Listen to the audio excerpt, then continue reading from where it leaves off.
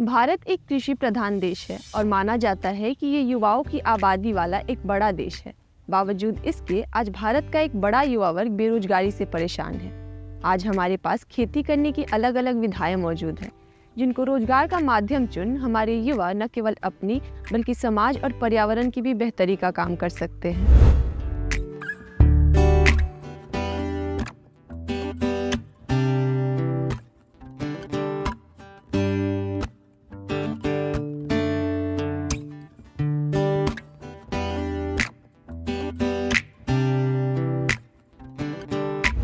खेती ने अपना एक चक्र पूरा किया है और अब यह अपना रूप बदल रही है।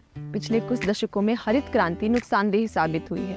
कीटनाशकों और रासायनिक दवाओं के अंधाधुंध प्रयोग ने मिट्टी, पानी और पर्यावरण को बुरी तरह प्रदूषित किया है। आज हम खेती में आधुनिक तकनीकों का प्रयोग कर उसके उत्पाद को तो बढ़ा ले रहे हैं, लेकिन उसके फलस्वरूप हम हरे फल सब्जियों की जगह हरे जहर का नियमित रूप से सेवन कर रहे हैं, जो हमारे स्वास्थ्य के लिए हानिकारक है। इन सभी चीजों को ध्यान में रखते हुए आज हमारी सरकार भी जैविक और प्राकृतिक खेती पर जोर दे रही है। आज कृषि फिर से अपने प्राचीन रूप की ओर लौट रही है। ऑर्गेनिक फार्मिंग यानी कि जैविक खेती, अगर कम शब्दों में कहे तो एक ऐसी खेती जिससे मनुष्य के साथ साथ कुदरत को भी फायदा मिले। नहीं, जैविक खेती जो है अगर देखें तो हरित क्रांति के बाद से हमारे देश में केमिकल फर्टिलाइज़र का अंधाधुंध उपयोग होने लगा, जिसका परिणाम आज के समय में देखने को मिल रहा है कि जो पौधे के लिए जितने भी आवश्यक पोषक तत्व है उसमें धीरे धीरे कुछ पोषक तत्वों की कमी होती जा रही है। जैसे कि हमारा जिंक है, बोरॉन है ना, सल्फर है, इन सब पोषक तत्वों की कमी होती जा रही है। तो इन सब चीज़ों को ओवरकम करने के लिए एक जैविक खेती अगर हम शुरू करते हैं तो वो बहुत ही लाभदायक सिद्ध हो सकता है। ऐसे जैसा कि आपको जैविक खेती में जो भी प्रोडक्ट यूज होते हैं वो जैव चीज़ों से निकल के आता है, जैसे कि गोबर की खाद हुई, वर्मी कंपोस्ट हुआ ना, या फिर जो भी रॉक को तोड़ के बनाया जाता है, रॉक फॉस्फेट वगैरह सब इसमें यूज किया जाता है। तो इस तरह से क्या होता है कि जो कोई भी गोबर का खाद या वर्मी कंपोस्ट आया तो वो कहीं ना कहीं किसी मवेशी से आता है, और वो मवेशी भी कोई पादप पदार्थ खाते हैं, ठीक है। तो उसमें भी एक पौधे को विकास में टोटल 17 आवश्यक पोषक तत्वों की ज़रूरत होती है। तो वो पूरे 17 आवश्यक पोषक तत्व पशु के द्वारा या गाय या भैंस के द्वारा उसके गोबर में आता है, और उस गोबर को अगर हम फिर से खेत में डालें या फिर उसका वर्मी कंपोस्ट बना के डालें तो आपका उसमें कमोबेश टोटल पोषक तत्व जो 17 आवश्यक पोषक तत्व पौधे के लिए ज़रूरी होते हैं वो उपलब्ध होते हैं। जैविक खेती फसल उत्पाद की एक प्राचीन पद्धति है।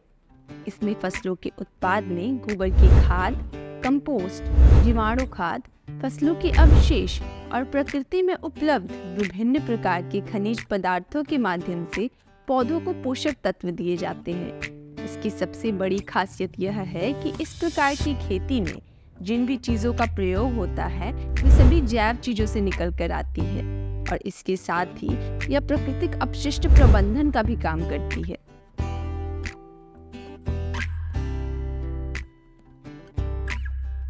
हरित क्रांति के बाद हमारे देश में रासायनिक दवाओं के अंधाधुंध प्रयोग हुए, जिसका परिणाम आज के समय में न केवल मनुष्य बल्कि पौधों पर भी देखा जा रहा है। आज पौधों में जितने आवश्यक पोषक तत्व हैं उनमें धीरे धीरे कुछ तत्वों की कमी होती जा रही है, जैसे जिंक, बोरोन, सल्फर इत्यादि। इन सभी की कमी को पूरा करने के लिए यदि हम जैविक खेती शुरू करते हैं तो वो बहुत ही लाभदायक सिद्ध होगा। पौधों के विकास में कुल 17 पोषक तत्वों की जरूरत होती है और जैविक खेती के द्वारा इन सभी की पूर्ति की जाती है। इसके अलावा कीटनाशकों के प्रयोग से जमीन में रहने वाले केंचुए भी मारे जाते हैं, जो कि मिट्टी में नाइट्रोजन फिक्सेशन का काम करते हैं। तो यहाँ भी जैविक खेती द्वारा बिना यूरिया के प्रयोग के नाइट्रोजन फिक्सेशन का काम किया जाता है, जिसका कोई दुष्परिणाम नहीं होता है।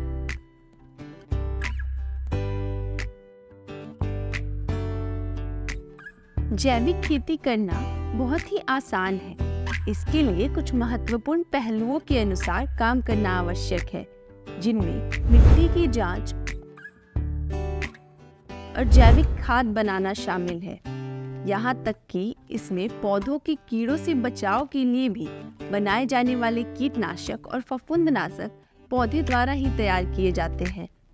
इनमें नीम का तेल, मवेशियों के मलमूत्र, ट्राइकोडर्मा, एनपीवी, क्राइसोपर्ला इत्यादि का प्रयोग होता है। जैविक कीटनाशक पर्यावरण, मनुष्य एवं पशुओं के लिए सुरक्षित और हानि रहित है। इससे जैविक खेती को फायदा मिलता है और यह पर्यावरण में संतुलन बनाकर रखता है। ये हमनी के 5-7 साल से वर्मी कंपोस्ट से खेती करते रहल बानी सन। अपना लगे मवेशी बाटे, हमने अपना मवेशी से केचुआ ला के सब तैयार करे से ऑर्गेनिक। ऐसे हरापन भी होला, फसल भी अच्छा होला, उनमें तो अच्छा लगे, एकर स्वाद भी अच्छा रहेला और लास्ट तक हरियाली रहेला।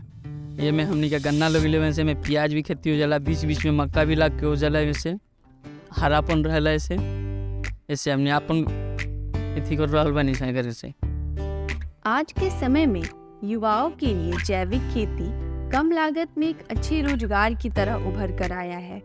इसके साथ ही युवा एकीकृत खेती भी कर सकते हैं। इसका सबसे बड़ा फायदा यही है कि किसानों को छोटी सी जमीन में खेती करने के साथ साथ दूसरे काम करने पर दोगुनी आमदनी हो जाती है। इसके लिए किसानों को न अलग से खर्च करना होता है और न ही किसी तरह का नुकसान होता है, क्योंकि खेती का कचरा खेती में ही काम आ जाता है। उदाहरण के लिए खेती के साथ साथ पशुपालन करने पर पशुओं के गोबर से बनी खाद खेतों में काम आती है।